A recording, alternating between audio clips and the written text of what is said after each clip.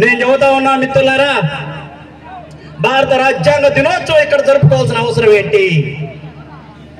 ఇదే భారత రాజ్యాంగం లేకపోతే, ఇదే భారత రాజ్యాంగం లేకపోతే మనందరం ఇక్కడ కూర్చునే వాళ్ళమా? మనందరికీ బట్టలున్నాయా? ఆకలి తీర్చడానికి తిండి కూడా లేదు, ఉండటానికి ఇల్లు కూడా లేదు. అలాంటి హక్కులు నిరాకరించినటువంటి జాతులకి అందరూ మనోళ్ళు 33 కోట్ల మంది దేవతలకి దండం పెట్టారు. ఏ దేవతలు ఇన్లా చర్చికి పోయి ప్రార్థన చేశారు. మన బాధలు ఎవరు ఇన్లా? అల్లైనా అంటారని ఉర్దూ అర్థం కాకపోయినా కూడా ప్రార్థన చేశారు. ఎవరిన్లా?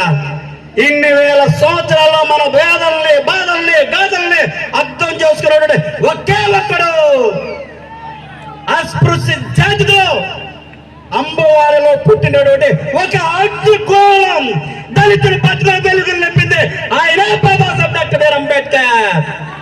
అలాంటి డాక్టర్ బిఆర్ అంబేద్కర్ గారి యొక్క ఇచ్చిన స్వేచ్ఛతోనే మేము కూర్చున్నాం.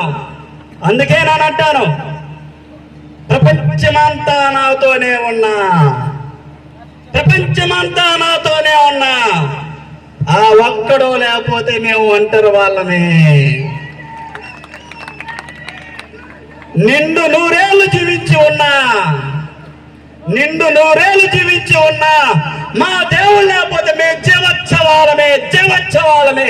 ఆయన రాజ్యాంగం లేకపోతే ఎంతమంది ఆకలి తీరేది కాదు, అక్షరాలు నేర్చుకునే వాళ్ళు కాదు, ఆఫీసర్లు అయ్యేవాళ్ళు కాదు, రాజకీయ నాయకులు అయ్యేవాళ్ళు కాదు, అంతకన్నా ముఖ్యంగా ఆత్మగౌరవంగా ఇక్కడ కూర్చునే వాళ్ళు కాదు. అలాంటి ఆత్మగౌరవం ఇచ్చింది భారత రాజ్యాంగం. అలాంటి భారత రాజ్యాంగాన్ని ఈ దేశానికి అందించినటువంటి బాబాసాహెబ్ డాక్టర్ బిఆర్ అంబేద్కర్